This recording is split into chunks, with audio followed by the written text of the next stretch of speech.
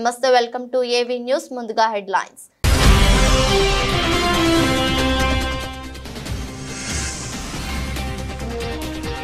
ఘనంగా మాజీ ప్రధాని రాజీవ్ గాంధీ జయంతి కార్యక్రమం.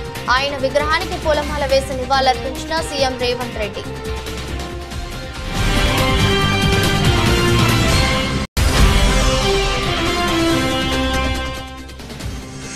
వైద్యుల రక్షణ కోసం నేషనల్ టాస్క్ ఫోర్స్ ఏర్పాటు చేసిన సిజేఐ ధర్మాసనం 3 వారాల్లో మధ్యంతర నివేదిక ఇవ్వాలని ఆదేశించిన సుప్రీం బెంచ్.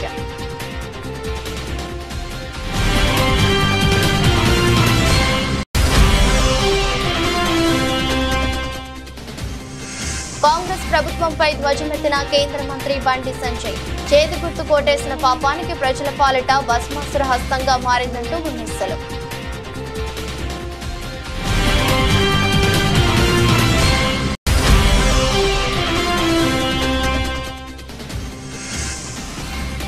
భావోద్వేగంతో కంటతడి పెట్టుకున్న అమెరికా అధ్యక్షుడు. పార్టీ సదస్సులో ట్రంప్పై విమర్శలు.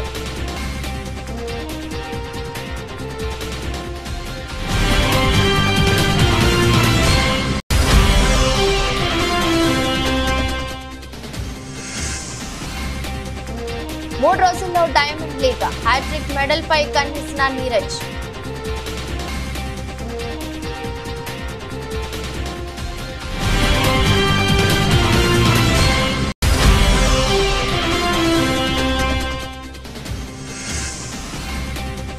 అంతర్జాతీయ మార్కెట్లలో నిరాశజనక ట్రేడింగ్. కుదుపులకు లోనైన భారత స్టాక్ మార్కెట్ సూచీలు.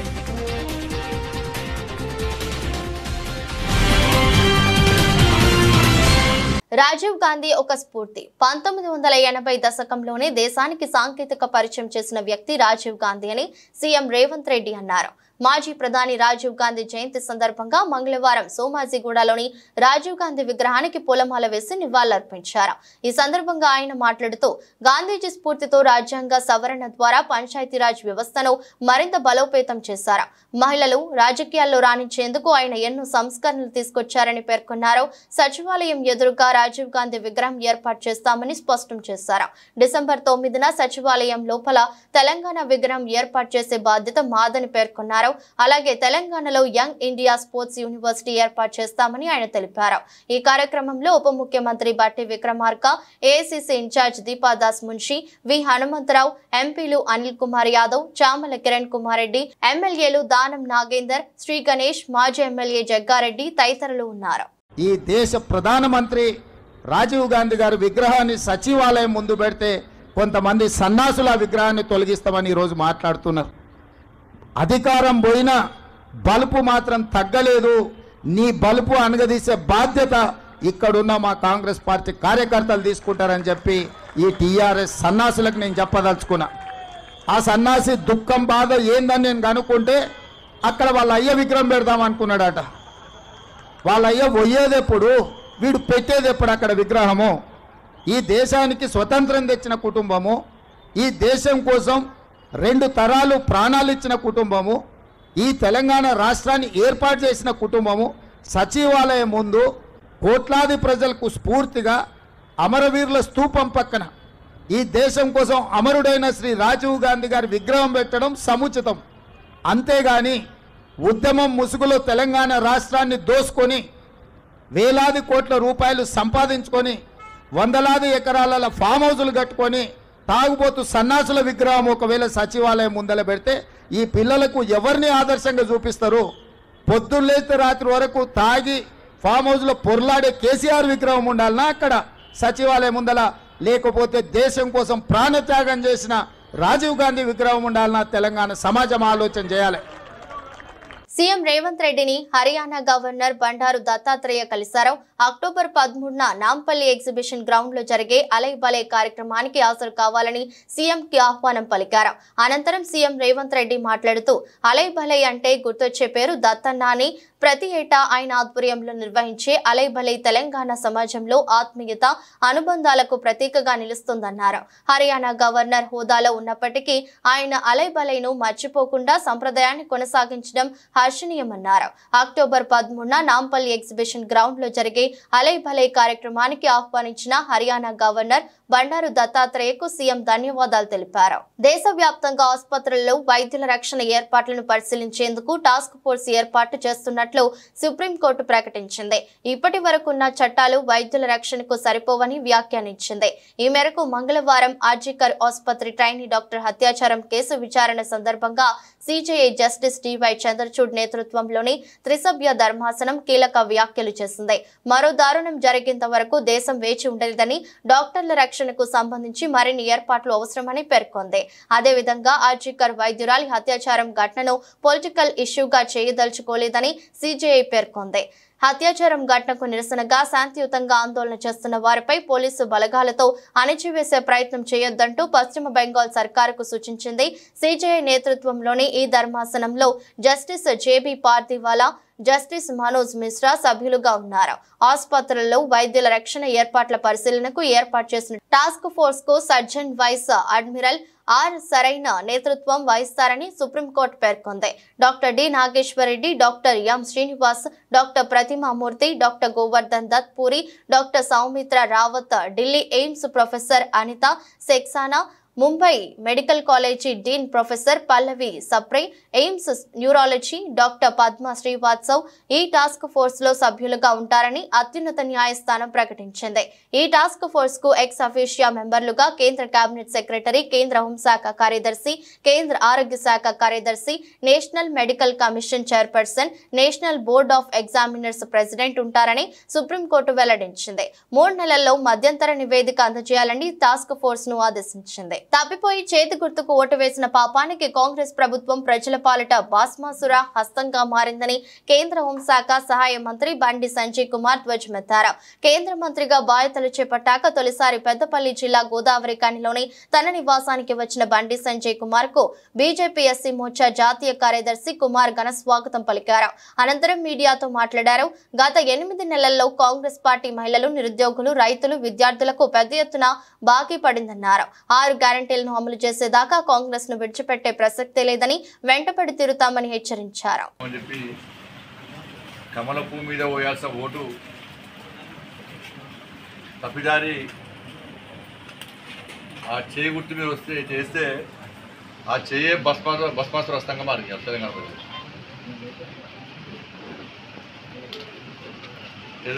ఇది ఒడ్డునవాడేది ఒడ్డుపడ్డ చేపలు లెక్క ఒట్లా కొట్లాడుకుని ఇద్దరు కాంగ్రెస్ పార్టీ పరిస్థితి ఉండే ఒకటేసారి అధికారాన్ని రాగానే ఇప్పుడు దోసుకుంటూ స్టార్ట్ చేశారు.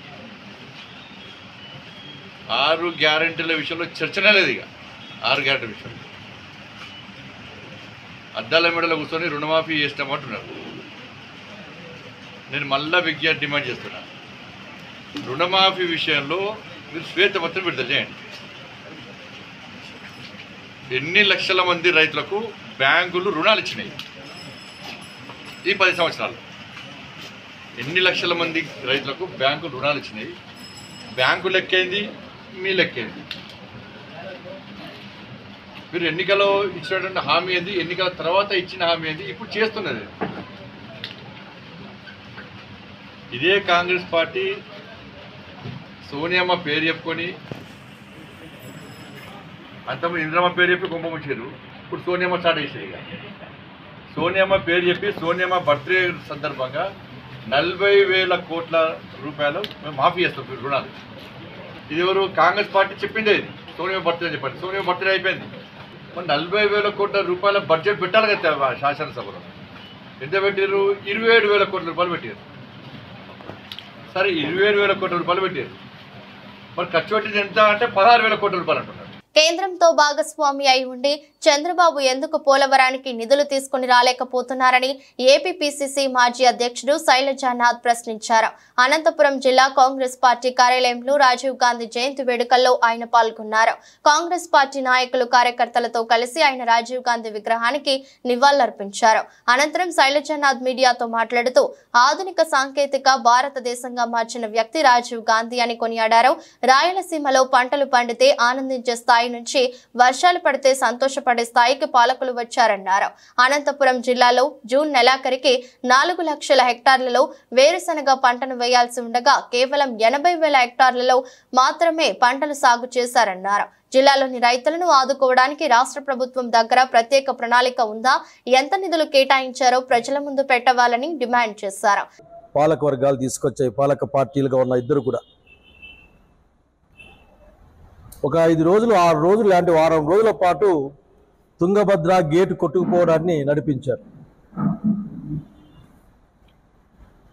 ప్రభుత్వాలన్నీ కూడా కంటిన్యూస్గా పనిచేస్తూ ఉంటాయి. ఒకరి మీద ఒకరు నెపం నెట్టుకునే ప్రయత్నం చేశారు. నేను వీళ్ళకి స్పష్టంగా చెప్పేది ఒకటే, ఎవరి అసలుకి మీరు నీళ్లు తెమ్మంటే మీరు కొట్లాడుకుంటా తుంగభద్ర బోర్డు యాజమాన్య సంస్థ ఒకటి ఉంటుంది. కర్ణాటక ఆంధ్ర ప్రభుత్వాల యొక్క ఆజమాయిషి అన్ను ఈ 2 ప్రభుత్వాల యొక్క పార్టిసిపేషన్తో అది పనిచేస్తూ ఉంటుంది. తుంగభద్ర నీళ్ళు వచ్చే ముందే వివిధ ప్రాంతాల్లో దాని గేట్లు ఎట్లున్నాయి, తూములు ఎట్లున్నాయి, కాలువ సజావుగా ఉందా లేదా, ఎక్కడైనా చెట్లు పెరిగాయా, ఎక్కడైనా గట్లు కింద పడ్డాయని చూసుకోవాల్సిన బాధ్యత ప్రభుత్వాల పైన ఉంటుంది.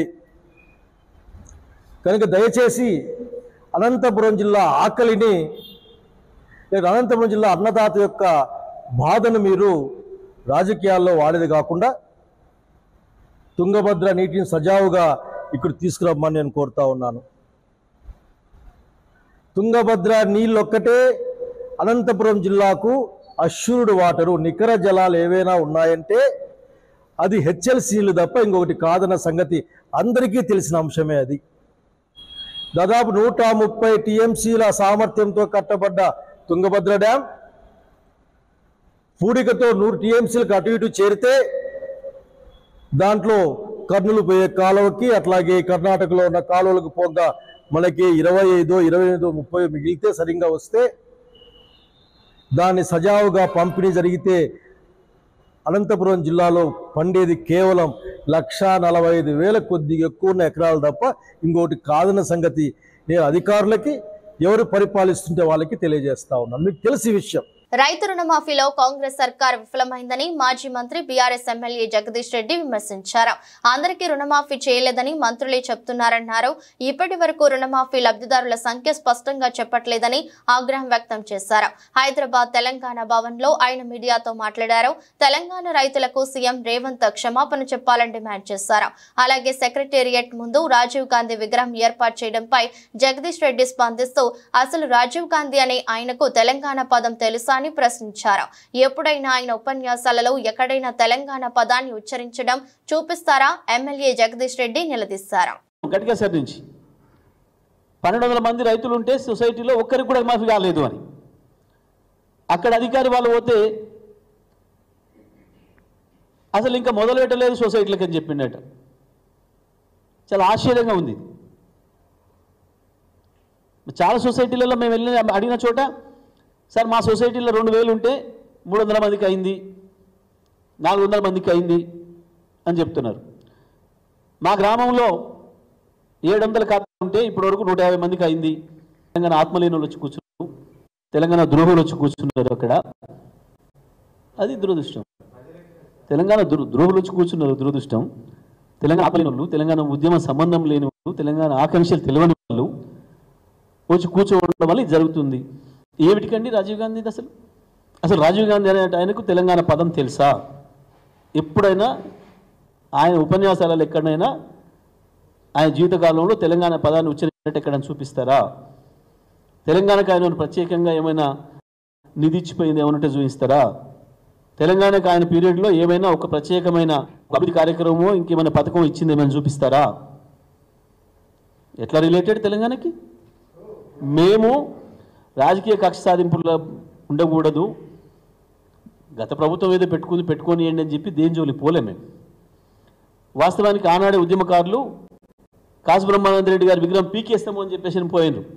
పోతే కూడా కేసీఆర్ గారు కంట్రోల్ చేసి అట్లాంటి పిచ్చి పనులు మనం చేయొద్దు, మనం ఏదో వెంజెన్సీతో ఉన్నట్టు ఉండకూడదు, గతంలో పెట్టినరు వాళ్ళు ఆ రోజులు ఉన్న వాటిని బట్ గౌరవ మనం అని చెప్పి వదిలేసాం. చాలామంది ట్యాంక్ బండి మీద ఉన్న విగ్రహాలు కూడా కొడుతూ పోయాను. ఇప్పుడు పదవులు పొందుతున్న పెద్ద ఉద్యమకారులే వాళ్ళు మాట్లాడాలి ఇప్పటిగా దీని మీద. నేను స్ట్రైట్గా చెప్తా ఉన్నా, స్పష్టంగా కోదండరామ్ తన అభిప్రాయం చెప్పాలి. హరగోపాల్ గారు నేను ఉత్తరం రాసినారు రాహుల్ గాంధీకి, అది కరెక్ట్ కాదు, తెలంగాణ తల్లిదే పెట్టండి అని చెప్పి. దాని మీద కోదండరామ్ కూడా చెప్పాలి ఏందో ఆయన అభిప్రాయం. అనకాపల్లి జిల్లా కోట ఉరట్ల మండలం కైలాసపట్నంలో జరిగిన ఫుడ్ పాయిజన్ సంబంధించి అనకాపల్లి జిల్లా ఎస్పీ దీపికా పటేల్ మీడియా సమావేశం నిర్వహించారు. ఈ సందర్భంగా ఎస్పీ దీపికా పటేల్ మాట్లాడుతూ ఫుడ్ పాయిజన్ కేసుకు సంబంధించి అనాథ శరణాలయాన్ని నడుపుతున్న పరిశుద్ధాత్మ అగ్నిస్తుతి ఆరాధన trust chairman Kiran Kumar arrest చేసి అతనిపై పిఎన్ఎస్ 105 సెక్షన్ కింద కేసు నమోదు చేస్తామని అన్నారు. అనధికారికంగా నిర్వహిస్తున్న ట్రస్ట్ అనాథ శరణాలయాన్ని నడుపుతున్న మిగతా వారిని కూడా అరెస్టు చేస్తామని, ఫుడ్ పాయిజన్ కేసులో 86 పిల్లలు కలుషిత ఆహారం తినగా 3 చిన్నారులు మృతి చెందారని, మరో 35 మంది హాస్పిటల్లో చికిత్స పొందుతున్నారని తెలిపారు. వీరిలో ఒక చిన్నారి పరిస్థితి విషమంగా ఉందని కూడా తెలిపారు. ట్రస్ట్ పెట్టి పాసా ట్రస్ట్ పరిశుద్ధత అగ్నిస్తుతి ఆరాధన సమితి అని ఒకటి పెట్టి ఆ ట్రస్ట్ కింద ఇది ఒక హాస్టల్ నడుపుతున్నారు. ఈ హాస్టల్లో మన ట్రైబల్ ఏరియాస్ నుంచి పిల్లల్ని తీసుకొచ్చి అక్కడ ఉండి వాళ్ళని స్కూల్స్కి పంపించేవాళ్ళు. ఇలాంటి 86 పిల్లలు మన ఈ హాస్టల్లో ఉండేవాళ్ళు. ఈ పిల్లలందరినీ కూడా ఇమీడియట్గా మనం ట్రేస్ చేసి వాళ్ళ ఫోన్ నెంబర్స్ ఐడెంటిఫై చేసి వాళ్ళ పేరెంట్స్కి ఫోన్ చేసి అందరినీ కూడా మెడికల్ ఫెసిలిటీస్కి తెస్తాం జరిగింది. ఇప్పుడు ఇట్లాంటి ఎఫర్ట్ చేసిన తర్వాత ఇప్పుడు ఈ టైంకి మనకి సుమారు 35 పిల్లలు ఇప్పుడు హాస్పిటల్లో ఉన్నారు. అందరికీ కూడా మంచి చికిత్స పొందుతుంది. అండ్ తర్వాత 3 పిల్లలు వి లాస్ట్ ట్రాజికలీ. 2 పిల్లలు చింతపల్లి మండలంలో, ఒక child from Koyyuru mandal have lost their life. ఇది జరిగింది ఎట్లా అంటే సాటర్డే ఈ పిల్లలందరికీ కూడా డొనేషన్లో ఇచ్చిన ఫుడ్ ఏదైతే మార్నింగ్ అరౌండ్ 9 o'clock కుక్ చేశారో ఆ ఫుడ్ ఆఫ్టర్నూన్ లంచ్ టైంకి మిగిలిపోయిన ఫుడ్ వాళ్ళకి డొనేషన్లో ఇచ్చారు. ఆ ఫుడ్ నుంచి ఆ పిల్లలకి రాత్రి డిన్నర్లో పెట్టారు. ఆ ఫుడ్లో కొంచెం డికే ఆర్ కంటామినేటెడ్ ఫుడ్ తినటం వల్ల ఈ పిల్లలకి ఫుడ్ పాయిజనింగ్ జరుగుతుంది అని మనం ప్రిలిమినరీగా అనుకుంటున్నాము. ఆ పిల్లలు నెక్స్ట్ డే మార్నింగ్కి వాళ్ళకి వామిటింగ్స్ అలాంటి ప్రాబ్లమ్స్ మొదలైనవి. దాని తర్వాత ఆ పిల్లలకి చికిత్స ఇప్పించకుండా వాళ్ళని వాళ్ళ పేరెంట్స్ని పిలిపించేసి వాళ్ళ విలేజెస్కి ఏ అయితే ఏజెన్సీ ఏరియాలో ఉన్న విలేజెస్ ఉన్నాయో అక్కడికి పంపించేశారు. సో దానివల్ల ఆ పిల్లల సిచ్యువేషన్ ఇంత సీరియస్ అయిపోయి ఇలాంటి పరిస్థితి వచ్చింది. సో ఇలా చేసినందుకు ఎవరైతే ఆ ట్రస్ట్ నడిపే అతను కిరణ్ కుమార్ అనే అతను ఉన్నారో అతని మీద మనం culpable homicide not amounting to murder అంటే 304 Part 2 పాత ఐపీసీలో ఇప్పుడు 105 BNS సెక్షన్లో కేసు నమోదు చేసి అతన్ని అరెస్ట్ చేశాం. ఆల్రెడీ అతన్ని అరెస్ట్ చేస్తాం జరిగింది. ఇంకా దీంట్లో ఇంకా కూడా దర్యాప్తు చేసి అతనితో పాటు అతన్ని ఈ హాస్టల్ నడుపుతంలో ఎవరైనా సహకరించుంటే వాళ్ళని కూడా ఫర్దర్ అరెస్ట్ చేస్తాము. కలకత్తా ఘటనలు దోషులకు ఉరిశిక్ష వేయాలని ఎమ్మెల్యే సతీమణి ప్రతిమ మాజీ మేయర్ కటారి హేమలత డిమాండ్ చేశారు. సోమవారం రాత్రి చిత్తూరు నగరంలోని గాంధీ విగ్రహం వద్ద కలకత్తాలో మహిళా వైద్యురాలు మృతికి సంతాపం తెలుపుతూ జన విజ్ఞాన వేదిక సమతా విభాగం ఆధ్వర్యంలో క్రొవ్వొత్తుల ప్రదర్శన చేపట్టారు. ఈ సందర్భంగా మాట్లాడుతూ భారతదేశంలో రోజురోజుకి మహిళలపైన హత్యలు అత్యాచారాలు పెరిగిపోతున్నాయన్నారు. గతంలో తెలంగాణలో ఇదే విధమైన ఘటన జరిగినప్పుడు అప్పటి ముఖ్యమంత్రి కేసీఆర్ దోషులను ఎన్కౌంటర్ చేసిన ఘటనను గుర్తు చేశారు. ప్రస్తుతం జరిగిన సంఘటనలో కూడా దోషులకు ఉరిశిక్ష వేయాలని డిమాండ్ చేశారు. మళ్లీ ఇలాంటివి పునరావృతం కాకుండా చర్యలు చేపట్టాలన్నారు. మన ఇండియాలోనే ఎక్కువగా ఈ ఘటనలు జరుగుతున్నాయి. అలాగే లాస్ట్ 4 years బ్యాక్ చూస్తే తెలంగాణలో ఇలాగే రాలీ డ్రైవర్లు ఒక అమ్మాయిని ఇలా చేస్తే కేసీఆర్ గారు వెంటనే సూసైడ్ ఎన్కౌంటర్ చేయండి అందరినీ అని చెప్పేశారు. అలా జరిగింది. ఇప్పుడు కూడా కలకత్తాలో జరిగింది కదా, సేమ్ మమతా బెనర్జీ గారు కూడా అలాగే చెప్పారు. ఎందుకు చేయట్లేదు అనేది ఇంకా అర్థం తీవ్రంగా ఖండిస్తున్నాము. ఇలా సంఘటనలు జరగకుండా చూసుకోవాలని పోలీసుల బాధ్యత. అలాగే రక్షణ, అమ్మాయిలకు అసలు రక్షణే లేదు. బయటికి వెళ్ళాలంటే మహిళలందరూ చాలా భయపడుతున్నారు. చూస్తున్నాం కదా మనము. ఇవాళకి ఇప్పటికే చాలా జరిగాయి. అలాగే మాట్లాడాను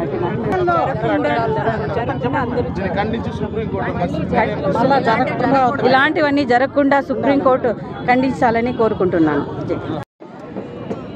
ఈరోజు ఈ అత్యాచారం జరిగినటువంటి సందర్భంలో ఒక సిచ్యువేషన్లో అత్యాచారం చేసినటువంటి మగవారు ఎవరైతే ఉన్నారో వారు ఇతర గ్రహాల నుంచి రాలేదు, వాళ్ళేమీ ఏలియన్స్ కాదు.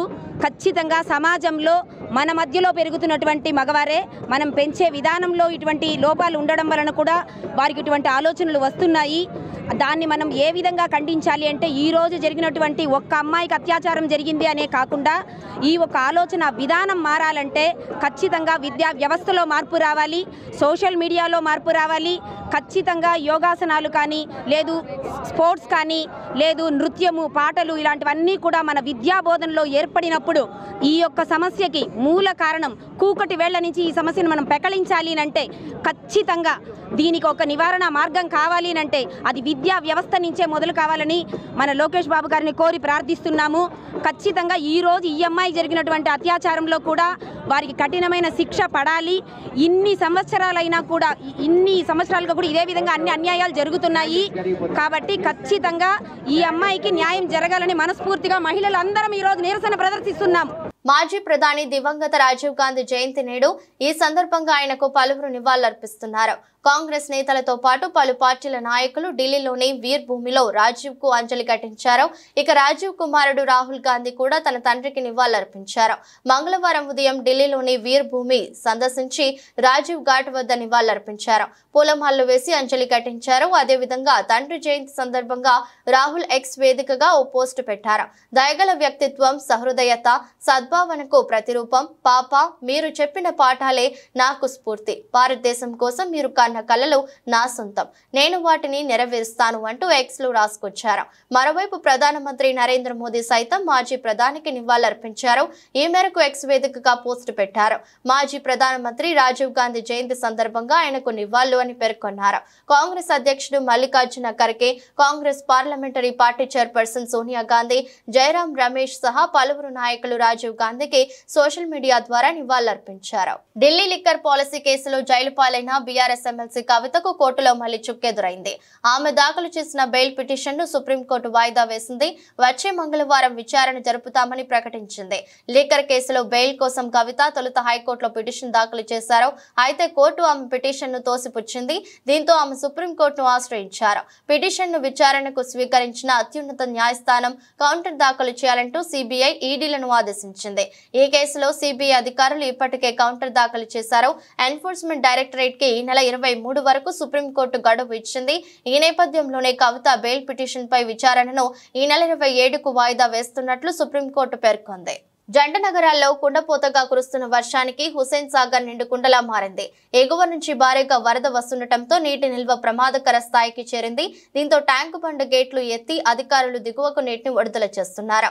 ట్యాంకు బండ్కు 1850 క్యూసెక్కుల వరద వస్తుండటంతో 1600 క్యూసెక్కుల నీటిని విడుదల చేస్తున్నారు. లోతట్టు ప్రాంతాల ప్రజలు అప్రమత్తంగా ఉండాలని హెచ్చరించారు. ఇప్పటికే ఉద్యోగులకు సెలవులు రద్దు చేసిన జీహెచ్ఎంసీ కమిషనర్ అలర్ట్ గా ఉండాలని అధికారులను ఆదేశించారు. ఇలాంటి అవాంఛనీయ సంఘటనలు జరగకుండా చర్యలు తీసుకోవాలని సూచించారు. సోమవారం రాత్రి కురిసిన భారీ వర్షానికి సీటు రోడ్లు జలమయంగా మారాయి.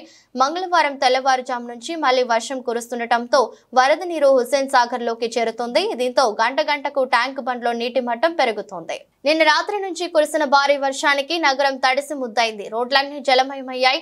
లోతట్టు ప్రాంతాలు నీట మునిగాయి. మ్యాన్ హోళ్లు, నాలాలు పొంగిపొర్లాయి. భారీ వర్షానికి ట్రాఫిక్ స్తంభించిపోయింది. రామ్నగర్ లో ఓ ద్విచక్ర వాహనదారుడు వరదలో కొట్టుకుపోయాడు. వరదలో కొట్టుకుపోయిన మరో కూలీ మృతి చెందాడు. కాగా నిన్నటి నుంచి కురుస్తున్న వర్షానికి ఎల్బీ స్టేడియం ప్రహారీ గోడ కూలిపోయింది. బషీర్బాగ్ సిసిఎస్ పాత కార్యాలయానికి ఆనుకుని ఉన్న గోడ కూలడంతో అక్కడే పార్కు చేసిన పోలీసు వాహనాలు ధ్వంసమయ్యాయి. గోడ కూలే సమయంలో ఎవరు లేకపోవడం పెను ప్రమాదం తప్పింది. మరోవైపు జీహెచ్ఎంసీ పరిధిలోని విద్యా సంస్థలకు ప్రభుత్వం సెలవు ప్రకటించింది. భారీ వర్షం కారణంగా స్కూళ్లు, కాలేజీలకు సెలవు ప్రకటిస్తున్నట్లు హైదరాబాద్, రంగారెడ్డి జిల్లాల డీఈఓలు ఆదేశాలు జారీ చేశారు. కాగా పంజాగుట్టలోని అపార్ట్మెంట్ సుఖ్ నివాస్ అపార్ట్మెంట్ వద్ద పిడుగు పడింది. షెడ్డుపై పిడుగు పడి కారు ధ్వంసమైంది. దీంతో పాటు విద్యుత్ తీగలు తెగిపడ్డాయి.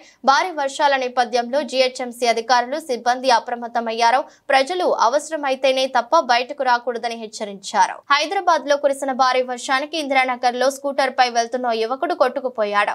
వర్షపు నీరు వేగంగా ప్రవహిస్తున్నప్పటికీ యువకుడు ముందుకు వెళ్లేందుకు ప్రయత్నించాడు. కొద్ది దూరం వెళ్లగానే స్కూటర్ అదుపు తప్పి కింద పడింది. వాహనంపై చిక్కుకుపోయిన అతడు అలాగే కొట్టుకుపోయాడు. అది గమనించిన ఇద్దరు కుర్రాళ్లు రక్షించేందుకు వెళ్లగా వారిలో ఒకరు కొట్టుకుపోయారు. 2-3 రోజులుగా కురుస్తున్న భారీ వర్షాలతో హైదరాబాద్ అస్తవ్యస్తమైంది. ప్రధాన రహదారులు కూడా చెరువులను తలపిస్తుండగా లోతట్టు ప్రాంతాలు పూర్తిగా జలమయమయ్యాయి. హైదరాబాద్ సహా రాష్ట్రంలో మరికొన్ని రోజులు భారీ వర్షాలు కురిసే అవకాశం ఉందని వాతావరణ శాఖ హెచ్చరికలు జారీ చేసింది. ఈ నేపథ్యంలో నేడు జీహెచ్ఎంసీ పరిధిలో విద్యా సంస్థలకు సెలవులు ప్రకటించారు. అమెరికా అధ్యక్షుడు జో బైడెన్ తీవ్ర భావోద్వేగానికి గురయ్యారు. వివరాల్లోకి వెళ్తే షికాగోలో జరిగిన డెమోక్రటిక్ పార్టీ జాతీయ సదస్సులో ఆయన ప్రసంగించారు. బైడెన్ వేదికపైకి రాగానే ఆయన కూతురు యాష్లీ బైడెన్ మాట్లాడుతూ తన తండ్రి ఆడపిల్లల పక్షపాతి అని చెప్పారు. మహిళలకు ఆయన పిలుపునివ్వడం, వారిని నమ్మడం తాను చూశానని తెలిపారు. ఈ వ్యాఖ్యలతో తీవ్ర భావోద్వేగానికి గురైన బైడెన్ కంటతడి పెట్టుకున్నారు. వెంటనే పక్కకు తిరిగి కన్నీటిని తుడుచుకున్నారు. ఆ తర్వాత అక్కడున్న వారిని ఉద్దేశించి ప్రసంగిస్తూ అమెరికా ఐ లవ్ యూ అంటూ ప్రసంగాన్ని ప్రారంభించారు. అమెరికా రాజకీయాల్లో హింసకు తావు లేదని, ప్రజాస్వామ్యాన్ని కాపాడాల్సిన బాధ్యత అందరిపై ఉందని బైడెన్ అన్నారు. అమెరికా గౌరవం చాలా ముఖ్యమని చెప్పారు. ట్రంప్ ప్రభుత్వంలో ఎలాంటి అభివృద్ధి జరగలేదని, మంచి మౌలిక వస్తువులు లేకపోతే అత్యుత్తమ ఆర్థిక వ్యవస్థగా ఎలా ఎదుగుతామని ప్రశ్నించారు. ఒలింపిక్స్ తర్వాత నీరజ్ చోప్రా తొలి టోర్నీలో బరిలోకి దిగుతున్నారు. సర్జరీని వాయిదా వేసుకుని మరి లాసాన్ని డైమండ్ లీగ్ లో బల్లెం వీరుడు అడుగు పెడుతున్నాడు. ఇది వరకే 2 సార్లు విజేతగా నిలిచిన నీరజ్ హ్యాట్రిక్ పై కన్నేశాడు. అయితే ఈసారి విజయం అతడికి అంత తేలిక కాకపోవచ్చు. ఎందుకంటే ఒలింపిక్స్ లో ఈటను 90 మీటర్ల దూరం విసిరిన అర్షద్ నదీం స్వర్ణం ఎగురవేసుకుపోయాడు. డైమండ్ లీగ్ లోను మిగతా జావెలిన్ థ్రోయర్ల నుంచి నీరజ్ కు గట్టి పోటీ ఎదురు కావచ్చు. అందుకని భారత్ అథ్లెట్ ఈసారి 90 మీటర్ల మార్క్ అందుకోవడంపై దృష్టి పెట్టాడు. ఆగస్టు 22 నుంచి టోర్నీ షురూ కానుంది. పారిస్ ఒలింపిక్స్ లోను పథకంతో మెరిసిన నీరజ్ చోప్రా భారత్ అథ్లెటిక్స్ కు వైభవం తెచ్చాడు. ఇప్పుడు లాసన్ని డైమండ్ లీగ్ లో చోప్రా 3వ మెడల్ లక్ష్యంగా సాధన చేస్తున్నాడు. ఈ లీగ్ లో నీరజ్ కు గొప్ప రికార్డు ఉంది. మొదటిసారి 2022లో ఈటను 89.08 మీటర్ల దూరం విసిరిన నీరజ్ విజేతగా నిలిచాడు. మరుసటి ఏడాది కూడా జోష్ చూపిస్తూ బల్లెంను 87.66 మీటర్ల దూరం విసిరి టైటిల్ నిలబెట్టుకున్నాడు. ఒలింపిక్ మెడల్ ఉత్సాహంతో ముచ్చటగా 3వ టైటిల్ కొల్లగొట్టేందుకు నీరజ్ సిద్ధమయ్యాడు.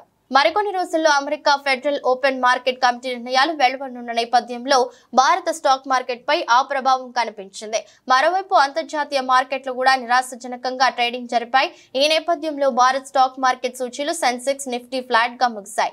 ఇన్వెస్టర్లు ఆచితూచి వ్యవహరించారు. దాంతో సెన్సెక్స్ 12.16 పాయింట్ల నష్టంతో 80,426.68 వద్ద ముగిసింది. నిఫ్టీ 31.50 పాయింట్ల వృద్ధితో 24,572.65 వద్ద ముగిసింది. Shriram finance, Hindalco, LTI Mindtree, Bharat petroleum, Tata steel షేర్లు లాభాల బాటలో పయనించగా axis bank, SBI life insurance, Mahindra and Mahindra, IndusInd bank, Bajaj auto షేర్లు నష్టాలు చవిచూశాయి. కాగా రూపాయితో డాలర్ మారకం విలువ 83.87గా ఉంది. వార్తలు ముగించే ముందు మరోసారి హెడ్లైన్స్.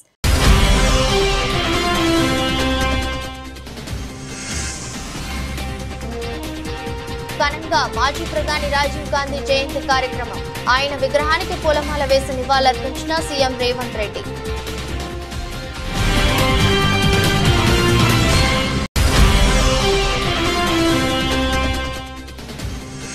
వైద్యుల రక్షణ కోసం నేషనల్ టాస్క్ ఫోర్స్ ఏర్పాటు చేసిన సిజేఐ ధర్మాసనం 3 వారాల్లో మధ్యంతర నివేదిక ఇవ్వాలని ఆదేశించిన సుప్రీం బెంచ్.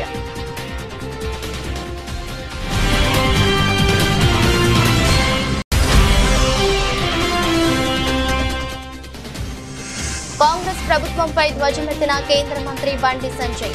చేతి గుర్తు కోటేసిన పాపానికి ప్రజల పాలిట భస్మాసుర హస్తంగా మారిందంటూ విమర్శలు.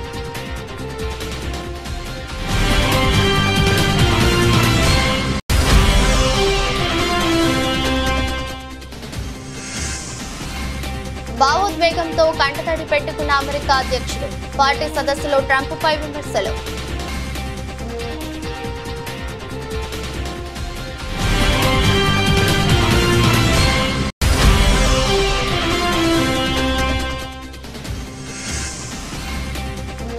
మూడు రోజుల్లో డైమండ్ లీగ్ హ్యాట్రిక్ మెడల్ పై కన్నేసిన నీరజ్.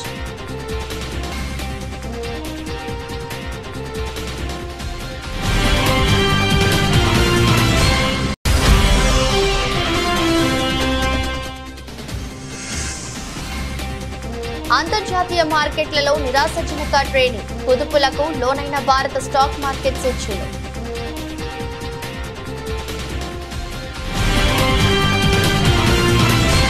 ఇది రోజు బులెటిన్. మరో బులెటిన్లో మళ్ళీ కలుద్దాం. అంతవరకు సెలవు. నమస్కారం.